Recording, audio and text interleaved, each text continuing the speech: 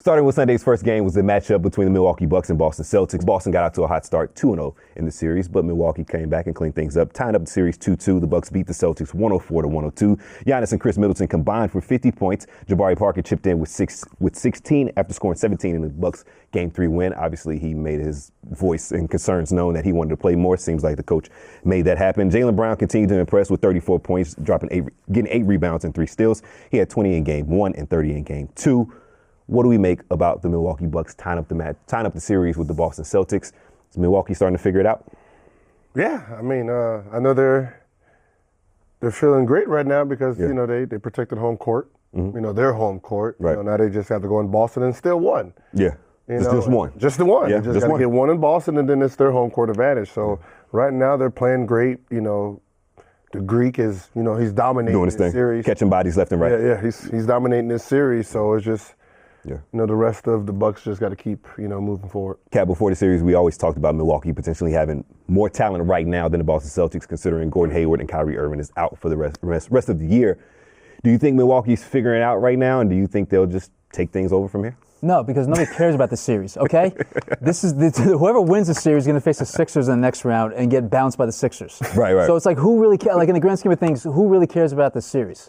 Like, have you really been that intrigued by this series? Though. I mean, there's been some entertaining games and some crazy finishes, but like in the grand scheme of things, Boston's missing its 2 best players. Yeah, Giannis is doing his thing, blah blah blah. But like, these aren't particularly sexy teams, and you're fighting for the right to get bounced by the superior Sixers in the next round. So I really give no fucks about this series. I'm sorry. Yeah, that's how you feeling? I mean, that's actually correct. No one's paying attention. But there is some spiciness with this series. Marcus Morris was fined $15,000 on Saturday for criticizing the refs, and he went off again after getting a tech in the second quarter for mixing it up with Bucks guard Chris Middleton. He was quoted as saying, "I play hard, man. I don't know no other way. It's not like I'm overly talking to the referees or making infractions with the referees. It's a game between men, and we got out there and it gets chippy. We bump a little, and that's not over the top. But like every game, I have to get a technical foul. You know what I mean? I'm not engaging in anything. I'm not going at the referees. I'm not talking crazy to him."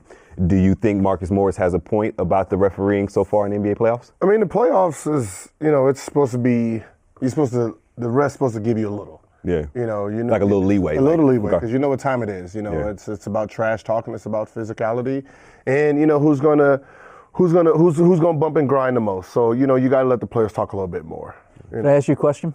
You guys bitch and moan to the levels that we see right now in the NBA, because it is insane how everyone argues bitterly over every single foul call. Because the problem is this is only the first round, so it's like we get babied.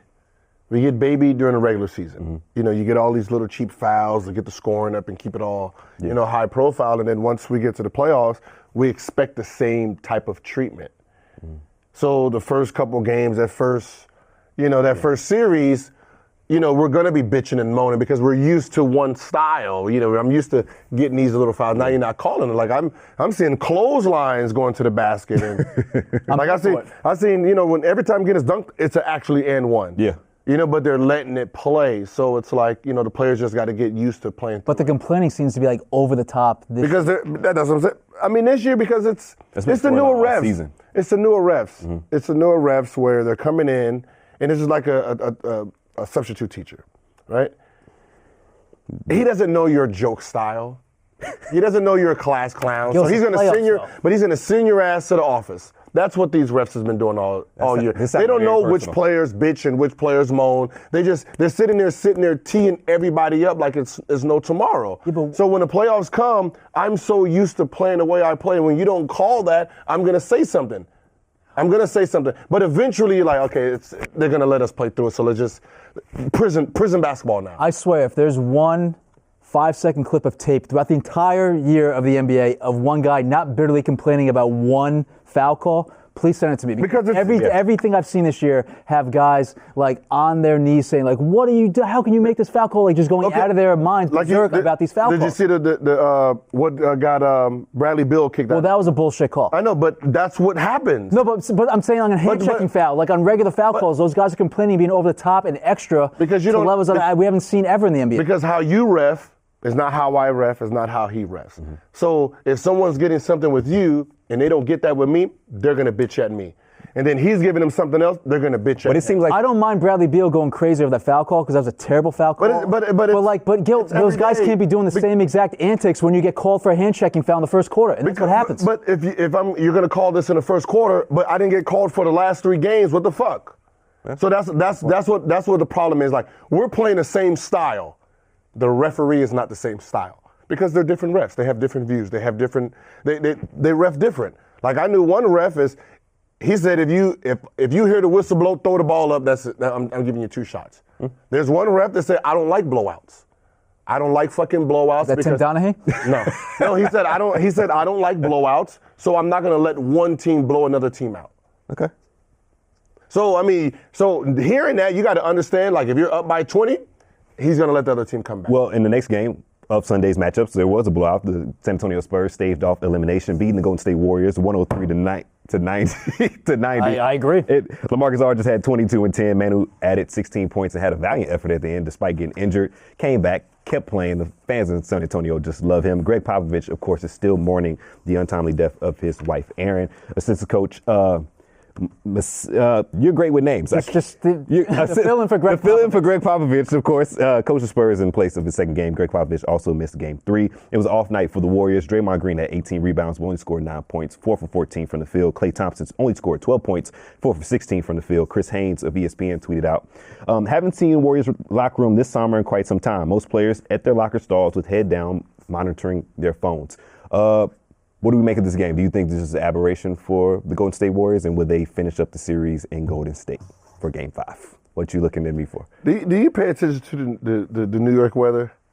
Yes. Where it's supposed to be spring, but then winter comes back. I've been getting regular updates. Yes. That's what this series was. Like, come on, we want to see round 2 already. What the fuck are you coming back for summer? Let us get the barbecue and the thoughts out. That's what That's what happened. I wasn't expecting to see you make that analogy. That's what this is supposed to be. Like, come on, like, why you want to be triumph right now? Like, why are you like give up already? We don't want to see you motherfuckers no more. It was nice for San Antonio to have the moment from Manu to like ball out the fourth quarter, but I agree with you. But I agree with you. It just delays the inevitable and gives us a worthless Game 5 back in Golden State. Be a blowout. And you know why those guys are probably on their phones? Because they were canceling all the off-day plans they probably had. Like Wednesday was supposed to be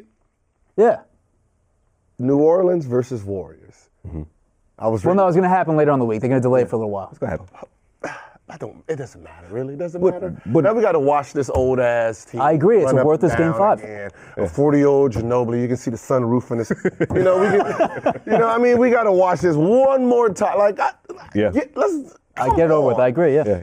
Game 5 could be the beginning of an interesting offseason for the San Antonio Spurs. You also, both of you talked about the interesting foul that was called on Bradley Beal in the Washington Wizards and Toronto Raptors game.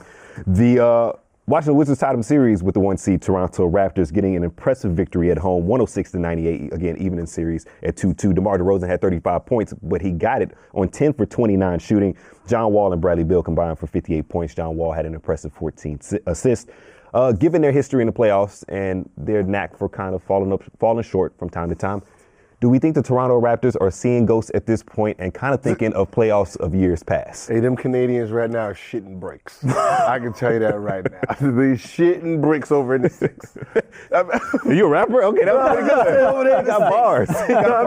You got better bars than Chris Webber. Hey, right, real talk. Because, this team did sweep you 2 years ago. Mm-hmm. You were swept last year. Now it's tied 2-2 back at home. The pressure's on you. Yeah. The pressure's on you to perform, and we've seen what happened when the pressure gets to that team. Yeah, because the Wizards are the AFC. They're playing with house money at this point. The series is tied. They played atrociously in the first 2 games of the series. A lot of people, including myself, wrote them off. I was already thinking of all-season plans for the Washington Wizards. Now you look at this squad, it's 2-2. If they get 1 game in Toronto... Game 3 is the most important team. Game 3 is the most important for Toronto because if Wizards get that game, they're not beating Wizards at home. Yeah. That's just gonna. Oh, you mean game 5? Game 5. Yeah, Game 5. Yeah. I meant Game 3 over. Yeah. Toronto. Yeah. They're Game 3. Yeah. This might be my favorite playoff series still alive right now because of the massive amount of head games on both sides. You have the Raptors that have obviously their history to deal with, and then you have the infighting and the drama with the Wizards when things are going horribly. So it's like when Game 5 gets back to Toronto and Toronto blows them out by 20, you're going to see them going at each other's necks and going crazy and us talking about offseason plans. Then we'll go back to Game 6. The Raptors will be shook again after losing, and just like all the machinations of the head games involved. Did he say blowout? Blowout? Yeah. I'm impressed that he used the word machinations. I don't even know what that means. I'm not gonna lie to you. That New York SAT word. They didn't have that here in California. I just let it roll over. I'll be honest. We didn't learn that in Texas Public School. I didn't get that one. So you don't no blowout in Game 5 in Toronto. The Wizards. They're shitting bricks right now. Like that is not what they wanted. They wanted to go up 2-0. You want to lead. They wanted to lead. You want to be Washington up to 3-1. And you mentioned the infighting. The Washington Wizards are a great front-running team. When things are going spectacular, John Wall's doing the behind-the-back layups. But that's the problem. Right now, they're in the front run. Yeah. So they're going in Toronto upbeat. See, we can get chaos out of the series. Out of these two teams, these two head case teams, and I want chaos. You want chaos, or you want the line to be? He always wants chaos. I want chaos. Then they're going to give Toronto -3 at the most. See, if you get chaos, then you can kind of fish for value. See what I'm saying? That's all it was boiling down to. He's going to take the over or something like that. The NBA playoffs, it kind of seems like this is a playoffs of just tied series at this point. The Cleveland Cavaliers tied the series with the Indiana Pacers, 104-100. The Cavs got an impressive victory despite all of Lance Stephenson's, what's the word we're going to use? Antics? Craziness? Antics. Is the most Antics. He finished with 11 points, 2 rebounds, 6 assists, and 1 block, and had the controversial hostile. What was the definition? Hostile foul? Hostile play. It was prison basketball, as you mentioned, when he did the jump ball with Jeff Green. The only man more extra in sports right now than Lance Stephenson is your boy Adrian Broner. Very true. Yes. Yes. That Adrian Broner is in the league. Adrian Broner sets the bar way up there. Exactly. Lance Stephenson. Lance Stephenson was also able to draw a technical foul on LeBron James. LeBron kind of talked about it in the postgame interview. LeBron had 32 points, 13 rebounds, 7 assists, continuing to push along his incredible play. What do we make of Lance's antics, and will this cost the Pacers in the long run? I think it costs the Pacers more than it helps the Pacers. Like, I don't think they realize. I know they thrive off of Lance's energy, but at the end of the day, you're not actually stopping LeBron. You're not really doing anything to him. Like, I mean, you got a guy who had triple-double first game, 46 second game, 28 and 12, 32 and 13. Yeah. And you're giving 12, 10, 8, and 11 in those 4 games. Like, what are you actually doing besides aggravating them? But the most important thing was the last play on Jeff Green. Yeah. The way you played, you're going to give up dumb fouls at the wrong time of the game. Right. So instead of a jump ball possibly being your ball, you give up 2 free throws. Because of what you're doing, and that's what hurts them the last 2 minutes from winning this series, because you're so used to getting under his skin, which has never been proven right. It just hurts you because those little dumb mistakes at the end of the game cost you, and I think it cost you. I mean, you would have been down 3 if there was a jump ball. You're down 3, but now you're down 4. Now you got to take the ball full court. Cap, what do you think about his antics? I mean, it's like they probably in the long run do more to hurt than help.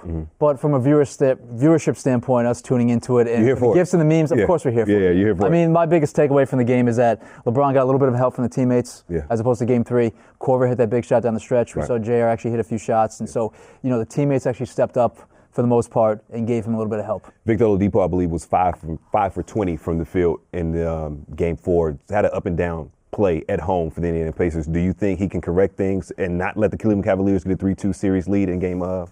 I mean, he's going to need to, but see, this is where Lance Stephenson needs to understand. You're coming off the bench to be a great 6-man. Like, leave LeBron alone. Like, 32 and 13, but you're coming off the bench. Right now, you're averaging 9 for the series. 10 for the series. I need more production. You need, 20 out of Lance? I need at least 16.